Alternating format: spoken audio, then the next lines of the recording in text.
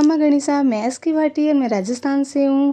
आज मेरे गांव के ढाणी की रसोई में बनने जा रहा है सरसों का साग और मक्के की रोटी। पर इसमें भी एक ट्विस्ट है। सरसों का साग मैंने यहाँ पर बिना तेल या घी के बनाया है। सरसों का साग और मक्के की रोटी पंजाब का एक पारंपरिक और लोकप्रिय व्यंजन है। सीजन के समय में ये पंजाब सहित उत्तर भारत के सभी राज्यों में ये खूब बनाया जाता है। तो चलिए बनाना शुरू करते हैं सरसों का साग और मक्के की रोटी।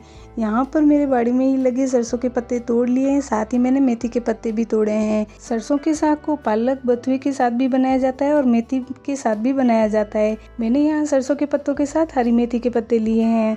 सरसों और मेथी के पत्तों को अच्छे से 2-3 पानी में धो लेंगे और उनको एक छन्नी में रख देंगे जिससे उनका पानी नितर जाए। अब सरसों के पत्ते और मेथी के पत्तों को थोड़े बड़ी साइज में काट लेंगे। इधर चूल्हे में जलाई अग्नि, चूल्हे पे रखी है हांडी में डाला है पानी को ढक्कन देकर उबाल आने तक गर्म करना है। जब पानी गर्म हो जाए, उबाल आ जाए, तब ढक्कन हटा लेंगे और इसमें डालेंगे कटे हुए सरसों और मेथी के पत्तों को और ढक्कन देकर 3 से 4 मिनट तक उबालना है। तो यहाँ पर सारे पत्ते मैंने हांडी में डाल दिए हैं। अब लगा देंगे ढक्कन और 3-4 मिनट के लिए छोड़ देंगे और 3-4 मिनट बाद आप देख सकते हैं अच्छे से उबाल आ चुका है, पत्ते गलने लग गए हैं। अब मतनी की सहायता से इनको अच्छे से मतना है। तो यहाँ पर थोड़ी देर के लिए मतनी को घुमाते जाएंगे जिससे पत्ते गल जाएं। सरसों का साग धीरे धीरे गले तब तक हम एक मसाला तैयार कर लेंगे। तो यहाँ पर मैंने खल लिए, खल में डाले हैं हरे प्याज, टमाटर, हरी मिर्च और लहसुन। इन सबको अच्छे से कूटना है। आप चाहे तो मिक्सी में भी इनको पीस सकते हैं, पर अगर आप देसी खाने के शौकीन हैं तो खल या सिलबट्टे पर इनको पीसना जिससे स्वाद दुगना आ जाए। प्याज लहसुन का पेस्ट बनकर तैयार है। अब इसको हम डाल देंगे सीधा ही हांडी में और इनको अच्छे से मिला देंगे। ये पेस्ट सरसों के साग के साथ धीरे धीरे पकता जाएगा। तो यहाँ पे सारा पेस्ट मैंने हांडी में डाल दिया है। ऊपर से डाला है मैंने 2 चम्मच भर मक्की का आटा है और यहाँ पर जो हम रेगुलर घर में मसाले लेते हैं वही रसोई के लिए। 1 चम्मच यहाँ पर लाल मिर्च पाउडर लिया है, नमक स्वाद अनुसार लिया है, हल्दी पाउडर आधा चम्मच और धनिया पाउडर आधा चम्मच। ये सारे मसाले डालने के बाद इनको अच्छे से मतनी से मतना है जिससे मसाले अच्छे से सारे साग में मिल जाए और मतनी से अच्छे से मतना है जिससे हमने मक्की का आटा डाला है उसकी कोई गुठली ना बने साग में।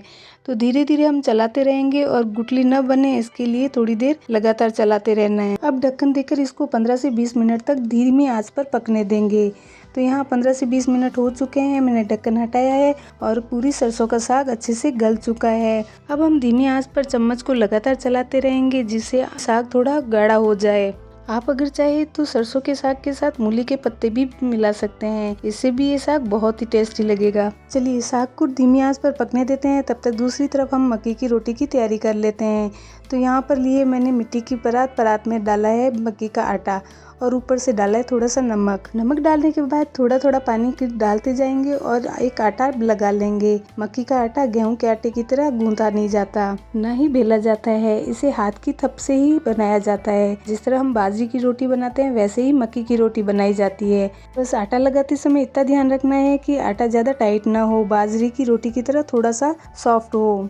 जिनको मक्के की रोटी नहीं बनानी आती है वो बेल सकते हैं। ठंड की सीजन में मक्के की रोटी और सरसों का साग खाने का एक अलग ही आनंद है। सरसों का साग पालक की या मेथी की या बथुए की भाजी के साथ पकाया जाता है और साथ ही डाला जाता है अदरक, लहसुन, प्याज आदि का पेस्ट डालकर इनको बढ़िया से पकाया जाता है जिससे ये सरसों का साग खाने में बेहद ही स्वादिष्ट लगता है। सरसों का साग बहुत ही पौष्टिक होता है और साथ ही इसे बनाना भी आसान है। सरसों के साग में कैलोरी बहुत ही लो होती है और इसकी पत्तियों में अनोखा ही स्वाद होता है जो हल्का कड़वाहटपन लिए होता है और पर साग बनने पर इसका स्वाद बहुत ही अच्छा लगता है। आइए मेरे साथ बनाते हैं पंजाब की इस प्रसिद्ध डिश को सरसों के साग और मक्के की रोटी के साथ मेरी देसी तरीके से चूल्हे पर।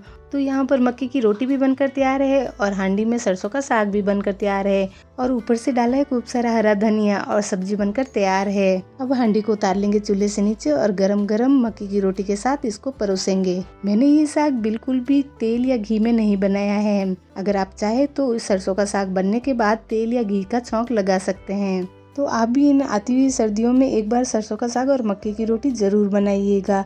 जैसे ही पंजाब के खाने की बात आती है तो सरसों का साग और मक्के की रोटी सबसे पहले दिमाग में आती है। आप भी घर बैठे सरसों के इस साग को आसानी से घर पर बना सकते हैं। तो कैसी लगी आज की मेरी ये रेसिपी मुझे भी कमेंट बॉक्स में ज़रूर बताइएगा। तो आज की शानदार रेसिपी के साथ मैं अपना वीडियो यहीं एंड करती हूँ। मिलते एक नई रेसिपी के साथ, नए स्वाद और नए व्यंजन के साथ। खमा गणिसा।